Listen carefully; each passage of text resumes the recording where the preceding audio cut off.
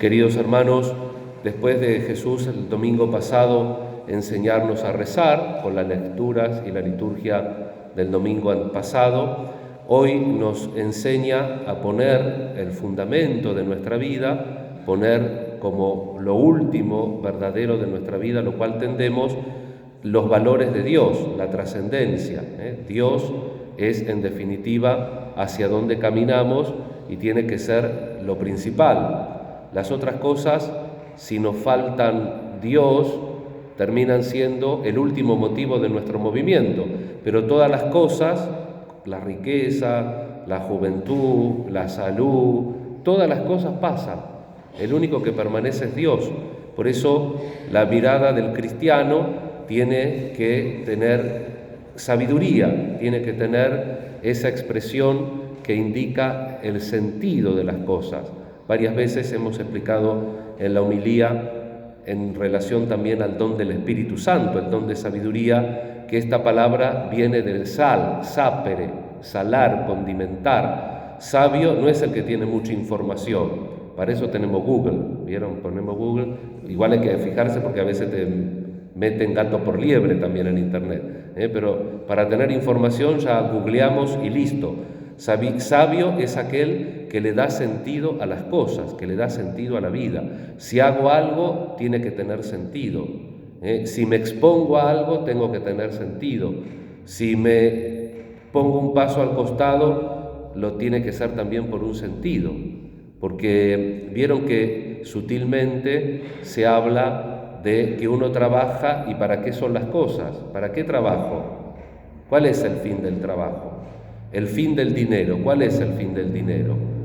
Vieron que antiguamente la gente tenía como obsesión juntar dinero y ponerlo abajo de la cama para cuando sea viejo, y después no sabemos qué hacemos con ese dinero. Hoy se va viendo otra cosa en la sociedad. Tampoco yo hice un tratado sociológico, ¿no? Pero la gente ahora agarra una plata y dice, mira, hoy tengo salud, tengo vida, gasto todo hoy y mañana ya veremos, ya mañana espabilaremos. Vieron que hacemos reflexiones que todas tienen un poquito de sentido, las reflexiones que hacemos sobre estos temas. Vemos, por ejemplo, una familia que amasó una fortuna, pongámosle por medios lícitos, y luego, ¿qué pasa? Se la deja a los hijos. ¿Y los hijos qué hacen?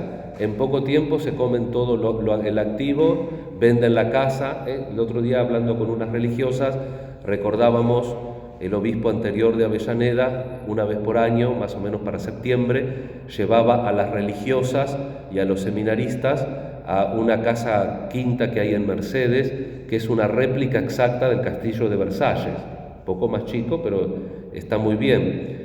Y esa familia es de extracción religiosa, pero cuando los dueños originales, que fueron los que construyeron todo, murieron, al quedar la herencia de los hijos, terminaron vendiendo la casa y ahora eso está privatizado y no se puede usar, porque cada uno usa los bienes materiales como quiere, por supuesto, pero digo que mucha gente está con esa finalidad. Hay muchas herencias que a veces no son tan cuantiosas, pero que lamentablemente terminan enemistando a un hermano, a un primo, y cuando no, alguna vez he escuchado también que con los padres, con algunos de los padres en vida, se han terminado peleando por una herencia. ¿Vale la pena? Bueno, cada uno tendrá sus motivos, no es que la gente que hace esto es mala, pero también a veces falta la perspectiva que pone Jesús, que pone la palabra de Dios de hoy. Jesús no se quiere meter en un litigio particular, entonces les da un ejemplo. Ojo con la avaricia, no le dice al que tiene la herencia compartila con tu hermano, tené cuidado con la codicia. El Papa Francisco, a los pocos meses de ser elegido Papa en el 2013, comentó este Evangelio y lo resumió en una sola línea. Dice, el dinero ayuda, la codicia mata. El dinero ayuda, la codicia mata. Vieron que si uno estudia los evangelios, en ningún momento se condena el dinero, sino que se condena el uso del dinero mal, o se condena la devoción para el dinero. Casualmente, cuando Jesús pone un nombre propio de un ídolo, pone el nombre del Dios del dinero. Dice, no se puede servir a Dios, a dos señores, porque se amará a uno y se aborrecerá al otro. Y termina diciendo Jesús, no se puede servir a Dios y a Mamona, que es el Dios del dinero, la idolatría, que escuchábamos en la segunda lectura, que Pablo dice que la codicia es una especie de idolatría. Y es una especie de idolatría que a veces produce amargura. ¿Por qué? Porque es algo penúltimo. Solo Dios es último. Todas las realidades son penúltimas. Cuando uno tiene fe, cuando uno tiene trascendencia, ante cualquier problema, ante cualquier dificultad, inclusive ante la muerte, siempre están los brazos de Dios. Pero si yo suprimo a Dios y pongo como último algo que es deficiente o algo que es perecedero, siempre estoy en una zozobra. Hay un padre de la iglesia griega, que es uno de los 4 padres de la iglesia griega del siglo IV, San Basilio el Grande, que comentando este texto dice que curiosamente el rico hace una queja como el pobre. ¿Qué voy a hacer? ¿Qué voy a hacer? El pobre que tiene, ¿qué voy a comer? ¿Qué me voy a vestir? Y el rico dice, tengo tanta fortuna que la tengo que guardar. No vaya a ser que alguno me robe un granito y se beneficie con eso que yo tengo. Entonces dice San Basilio que aquello que tendría que ser gozo, alegría, compartir, termina siendo un motivo de pesar, de preocupación. ¿Cómo voy a incrementar mis riquezas? A veces, ahora pronto estamos en un periodo ya de elecciones, ¿no? Y a mí me duele mucho que no se tome los problemas reales de la vida. Y los problemas reales de la vida no es tal o cual política de centro, de derecha o de izquierda. Esos son pretextos. Lo que nosotros tenemos que procurar es vivir en la verdad y tenemos que vivir en la justicia también. Porque el hombre naturalmente es codicioso, porque hay pecado original. El bautismo nos regenera, pero queda la inclinación del pecado, el reato del pecado queda. Nosotros vivimos una sociedad que hemos expulsado a Dios de la sociedad. Entonces no podemos ser optimistas con las cosas sociales, con la res pública, como se dice en latín. ¿Por qué no podemos ser optimistas? Porque nadie presenta la figura del hombre verdadero, y el hombre verdadero es trascendente, porque tiene que corregir lo del pecado original. Siempre que haya codicia, que haya avaricia, siempre va a haber un gran porcentaje de injusticia en la sociedad. Y hoy hay como un buenismo, hay como rusonianos son todos. El hombre nace bueno y la sociedad lo corrompe. No, el hombre ya nace con una cierta inclinación al egoísmo, al yo, a la codicia, al tener por tener, como si nos tranquilizase o nos diera una estabilidad que no tenemos. Y mientras nosotros no cambiemos, siempre va a haber una fuerte componente de injusticia en la sociedad. Un poco también es la idea que comentábamos de Abraham, ¿se acuerdan el domingo pasado? Que al menos para salvar la ciudad tiene que haber 10 justos. Nosotros queremos que mejore las políticas de todos los partidos, queremos que mejore la sociedad, queremos que mejore la situación económica, pero ¿cuál es el último criterio? Yo viví en España 9 años, mutandis mutando, mutando mutandis, cambiando lo que hay que cambiar. La gente es igual, no vota por la verdad, vota por el bolsillo en la fantasía que cree que tal o cual va a cuidarte el bolsillo, cuando sabemos que eventualmente se cuidan bolsillos, pero no siempre sabemos cuáles.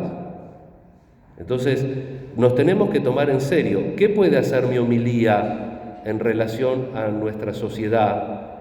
Nada, pero sí puedo colaborar para que al menos yo y alguno más tengamos ganas de ser un poquito mejor, de no ser codicioso, de sembrar con el ejemplo, de ser unos de esos pocos justos que Dios necesita para salvar al mundo y para salvar a la sociedad. Porque si no, hubiera tenido razón aquel que dijo que la religión es el opio del pueblo.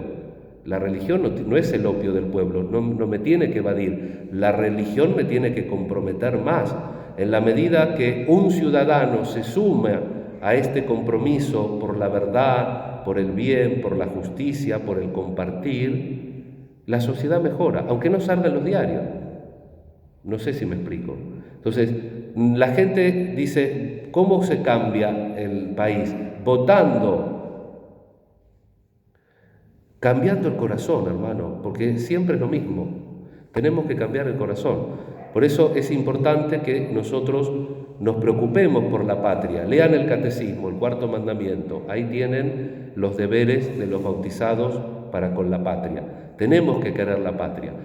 Vamos a jugar a las elecciones, juguemos tranquilos, pero el verdadero y la verdadera cosa que transforma a la sociedad es solamente si nosotros ponemos nuestro corazón, ponemos toda nuestra fuerza en los bienes verdaderos. Dice Jesús que esto es lo que sucede al que acumula riquezas para sí y no es rico a los ojos de Dios. Tenemos que ser ricos a los ojos de Dios para que nuestra vida tenga solidez y sentido, y esa solidez y ese sentido también se va a traspasar a la sociedad. Recemos entonces, como dije al inicio de la misa, por todos los sacerdotes en este día, es del santo cura de Ars, que se dedicó tanto, sobre todo, a cimentar ese edificio espiritual en el amor a Dios. Dice que en los últimos años de la vida el cura de Ars no podía hablar de la Eucaristía sin llorar. Cada vez que hablaba de Jesús en la Eucaristía lloraba. Todos los domingos, hasta que murió, le daba la catequesis a sus fieles y la mayor parte del día se pasaba confesando, reconciliando. Lo tenían por un santo en vida él. Cuando estuve en Ars me hacía la composición del lugar, porque de la iglesia chiquitita hasta la humilde casa que tenía hay un patiecito, y a veces el cura, para pasar de la iglesia al patio, tardaba más de 1 hora, porque todos querían que le bendiga, que le diga, porque aparte tenía una visión que le decía cosas a la gente que nadie sabía, ¿no? Y además la gente, como lo tenía como un santo en vida, querían tener un recuerdito de él, iban con tijera, y encima que las sotanas de él estaban muy roídas, la gente le cortaba cachitos de la sotana cuando pasaba. Entonces, los últimos años, que ya estaba viejito y seguramente que tendría su carácter, porque los santos también tienen su carácter, metía la mano en el bolsillo, sacaba un puñado de medallas, las tiraba y la gente se abalanzaba sobre las medallas y él pasaba rapidito a comer la papa o la sopa que tenía para comer. Este curita, que nunca tuvo un titulito de cura párroco, porque nunca lo llegaron a nombrar canónicamente, es el patrono de los curas. Y dejó una huella en Ars, en esa pequeña parroquia con muy poquita gente, que todavía subsiste. ¿Por qué? Porque era rico a los ojos de Dios. Y esta es la riqueza que transforma un pueblo y que en definitiva transforma una sociedad. Y ese curita, que era humilde, que era sencillo, era modelo en virtud y también en liturgia, porque el obispo le decía a los curitas jóvenes: si ustedes quieren saber cómo se celebra la misa, vayan a Ars y ahí van a ver un cura y les va a enseñar cómo se celebra la misa. Vamos a pedir la sencillez de poner el fundamento de nuestra vida en Dios. Y las otras cosas, trabajemos, cuidemos, busquémosla, pero en relación al compartir, en relación a saber que es una ayuda, pero nunca los bienes materiales tienen que ser un fin en nuestra vida. Rezamos especialmente a la Madre de Dios para que nos acompañe en este domingo y también acompañe a nuestra comunidad en este mes que estamos de festejos patronales. Que Santo Domingo también interceda por nosotros. Que así sea.